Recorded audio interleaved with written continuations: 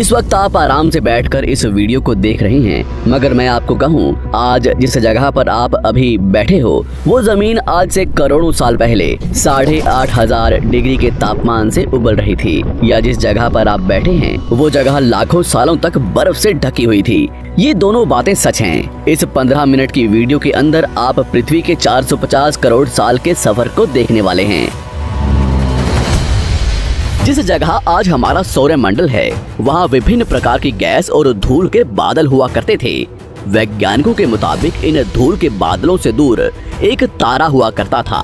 वक्त के साथ साथ उस तारे की ऊर्जा कम होने लगी, जिसके कारण उसके अंदर एक विशाल विस्फोट हुआ।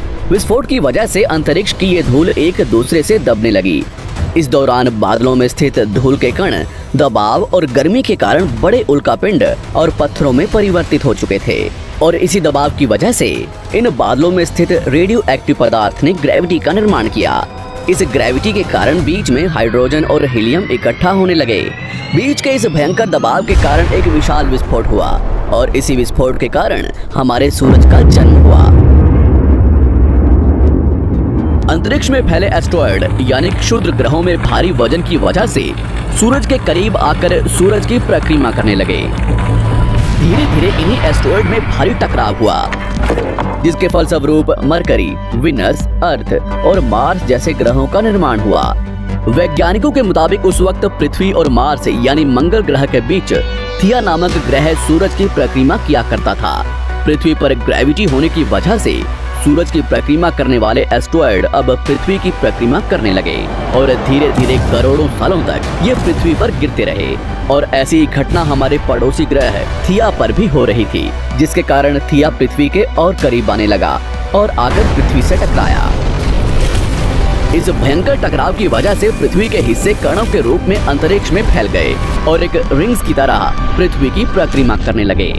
इन्हीं परिक्रमा करते हुए कणों में टकराव होने लगा, जिसके कारण हमारे चांद का निर्माण हुआ।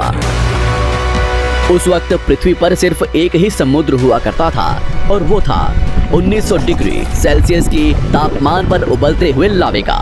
उबल रही थी वो सारी चीजें जिसे आज आप अलग अलग नाम से जानते हैं। वक्त के साथ साथ पृथ्वी धीरे धीरे ठंडी हो रही थी, जिसके कारण पृथ्वी के भारी तत्व जैसे धातु और रेडियो एक्टिव पदार्थ पृथ्वी के केंद्र में जाकर इकट्ठा हो गए, और हल्के पदार्थ पृथ्वी की सतह पर आ गए। लाखों सालों तक पृथ्वी पर उल्कापिंडों की बरसात हुई, और इन गिरते हुए उल्कापिंडों में जमा था नमक, मिनरल्स और पानी। करोड़ों सालों तक इन उल्कापिंडों की बरसात होती रही, और धीरे धीरे पृथ्वी की ऊपरी सतह पानी से ढकने लगी। वैज्ञानिकों के मुताबिक यही वो वक्त था जब दूर गहरे पानी के अंदर निकलते ज्वालामुखियों से पहली बार सूक्ष्म जीवों का निर्माण हुआ। लाखों सालों बाद एक वक्त ऐसा आया जब पृथ्वी की पूरी सतह पानी से ढक चुकी थी। हमारी पृथ्वी के सबसे अंदर का कोर रेडियो एक्टिव पदार्थ से बने होने की वजह से हरदम गर्म होता रहता है, लेकिन जब भी पृथ्वी की ऊपरी जमीन ठंडी हो जाती है, तब पृथ्वी के अंदर की गर्मी बाहर नहीं निकल पाती, जिसके कारण ज्वालामुखियों का निर्माण होता है। और उस वक्त कुछ ऐसा ही हुआ। पानी से ढकी हुई पृथ्वी पर हजारों की तादाद में ज्वालामुखी निकलने लगे, और आने वाले लाखों सालों तक इन ज्वालामुखियों का निकलना जारी रहा, जिससे पानी के ऊपर जमीन का निर्माण हो रहा था। इस वक्त भी पृथ्वी पर वातावरण न होने की वजह से अंतरिक्ष से उल्कापिंडों की बरसात हो रही थी। आज से लगभग 300 करोड़ साल पहले पृथ्वी पर ऐसा वक्त आया जब पृथ्वी का वातावरण लगभग स्थिर होने लगा था।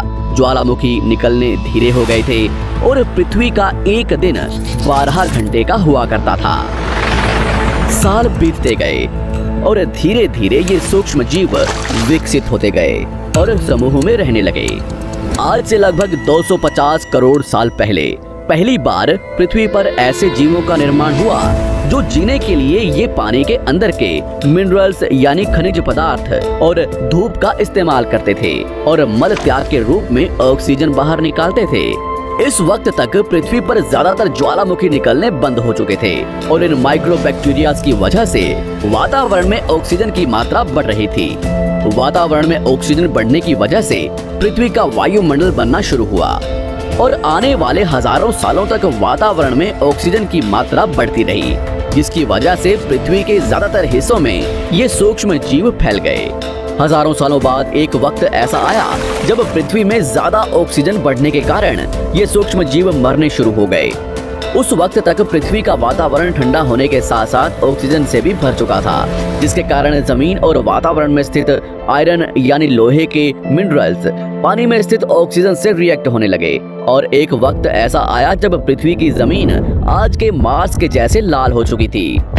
वक्त बीतने के साथ साथ धरती की टेक्टोनिक प्लेट्स में दरार होने लगी, जिसके कारण पृथ्वी के अंदर का लावा जमीन की तरह कई लाखों सालों तक खुला उबलता रहा। और यही वो कारण था जिसके कारण पृथ्वी के वातावरण में कार्बन डाइऑक्साइड की मात्रा बहुत बढ़ गई और पृथ्वी पर एसिड की वर्षा शुरू हो गई। एसिड रेन की वजह से पृथ्वी का तापमान घटने लगा और तापमान इतना घटा कि पृथ्वी के ऊपर स्थित पानी बर्फ में परिवर्तित होने लगा। पृथ्वी पर पहली बार भयंकर आइस एज आया। इस वक्त पूरी पृथ्वी सफेद बर्फ से ढक चुकी थी। आमतौर पर जब धरती पर सूरज की किरणें गिरती हैं, तब जमीन उन किरणों को सोख लेती है, मगर क्योंकि पूरी पृथ्वी बर्फ से ढक चुकी थी और क्योंकि बर्फ सफेद और चमकीली होती है, जिसके कारण सूरज की किरणें धरती पर गिरने के बाद वापस चली जाती थी। इसी कारण से पृथ्वी कई लाखों सालों तक बर्फ से ढकी रही, मगर फिर से पृथ्वी के अंदर स्थित गर्मी ज्वालामुखी के रूप में निकलना शुरू हो गई और इन ज्वालामुखियों से निकलने वाली गर्मी ने बर्फ को पिघलाना शुरू कर दिया। इसी बीच पृथ्वी की गहराई में बचे कुछ सूक्ष्म जीव धीरे धीरे बदल रहे थे और अब वो ऑक्सीजन को अपने शरीर को बड़ा और जटिल बनाने के लिए इस्तेमाल करने लगे थे। इस बीच पानी में अलग से भी छोटे समुद्री पौधे निकलने शुरू हो चुके थे। बाहर जैसे जैसे ज्वालामुखी निकल रहे थे, वैसे वैसे वातावरण कार्बन डाइऑक्साइड की वजह से गर्म हो रहा था। वक्त के साथ साथ बर्फ तो पिघलने लगी, मगर धरती पर फिर से एसिड की वर्षा शुरू हो गई, जिसके कारण फिर पृथ्वी ठंडी होने लगी और फिर पृथ्वी की ज्यादातर सतह बर्फ से ढक गई। ऐसा बार बार कई हजारों सालों तक होता रहा और इसी कारण से अब समुद्री जीव धीरे धीरे वातावरण के हिसाब से विकसित हो रहे थे। इस बीच कई सारे जीव और समुद्री जंगल्स विलुप्त हो गए, मगर जो बच गए वो धीरे धीरे पृथ्वी के बदलते तापमान के हिसाब से ढलते गए और अब हजारों सालों बाद समुद्री पेड़ बर्फ की वजह से पूरी तरह से मरते या सूखते नहीं थे। अब सूक्ष्म जीव समुद्री जीव बन चुके थे। जब फिर से ज्वालामुखियों ने पृथ्वी की बर्फ को पिघलाना शुरू किया, तब ये समुद्री पेड़ जल्दी विकसित होकर फैल गए।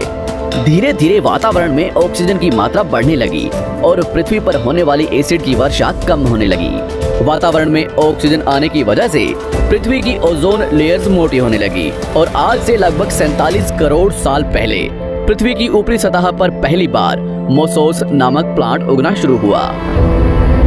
वक्त के साथ साथ जमीन पर अलग अलग प्रकार के पौधे और पेड़ उगना शुरू हुए। एक वक्त ऐसा आया जब जमीन के पेड़ों की लंबाई लगभग 80 से 100 फीट जितनी या आज के 5 से 6 मंजिला बिल्डिंग जितनी ऊंची हो चुकी थी। ये वो वक्त था जब समुद्री जानवर समुद्र से बाहर निकल रहे थे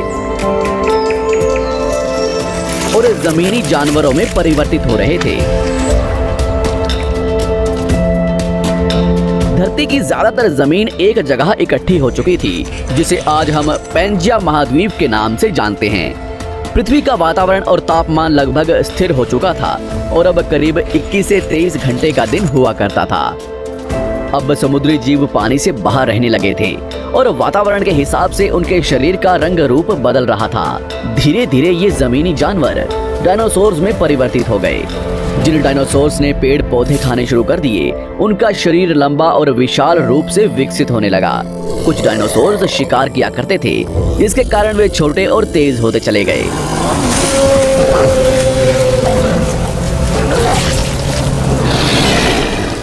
पृथ्वी की ऊपरी जमीन एक जगह इकट्ठी होने के कारण ज्यादातर जमीन रेगिस्तान और बंजर हो चुकी थी। ज्यादातर जंगल समुद्र के करीब हुआ करते थे, जिसमें डायनासोर्स रहा करते थे। आज से लगभग 20 करोड़ साल पहले पैंजिया महाद्वीप टूटना शुरू हो गया। पैंजिया के विभाजित होने की वजह से पृथ्वी की ज्यादातर ऊपरी जमीन पानी के संपर्क में आने लगी, जिसके फलस्वरूप पृथ्वी पर हरियाली बढ़ती गई, जिस वजह से डायनासोर्स और ज्यादा विभिन्न और विशाल होते चले गए। डायनासोर्स ने आने वाले लगभग 20 से 30 करोड़ सालों तक पृथ्वी पर राज किया।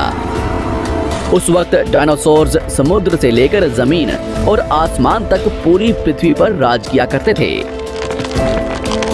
इस दौरान अफ्रीका से टूटा भारत सीधे आकर आज के तिब्बत से टकराया और इस टकराव की वजह से हिमालय का निर्माण हुआ।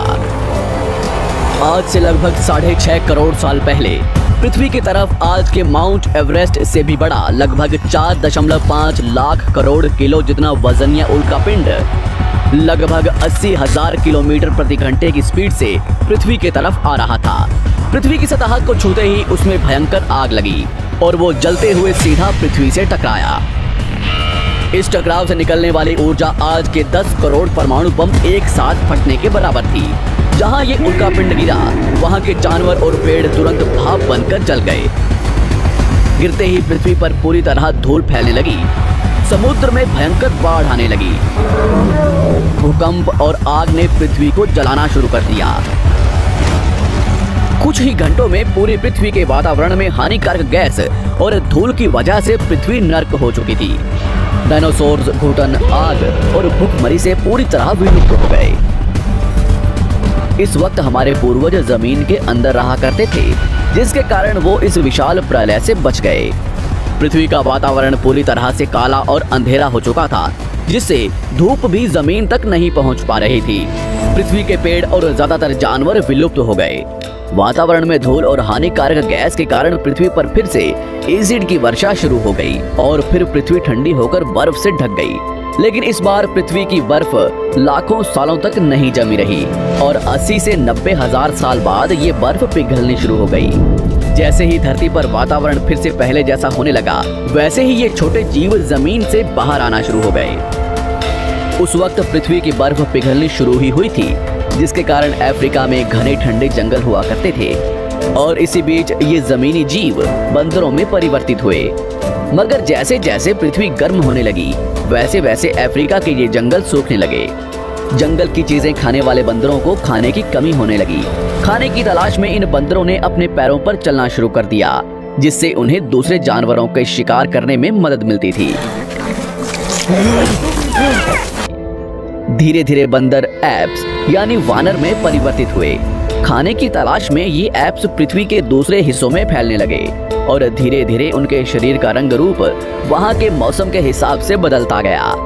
वक्त के साथ साथ हम आदिवासी बने। हमने हथियारों से लेकर आग का आविष्कार किया। हम धीरे धीरे इंसान के रूप में विकसित हुए।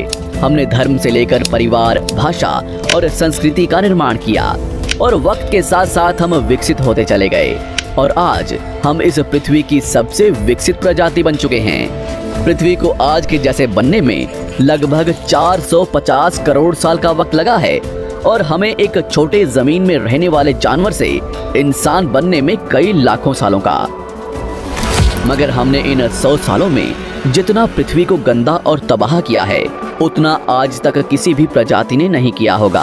हम फिर से धरती को गर्म कर रहे हैं और कार्बन डाइऑक्साइड की मात्रा बढ़ा रहे हैं। वैज्ञानिकों का मानना है कि पृथ्वी पर फिर से विशाल परिवर्तन होने वाला है।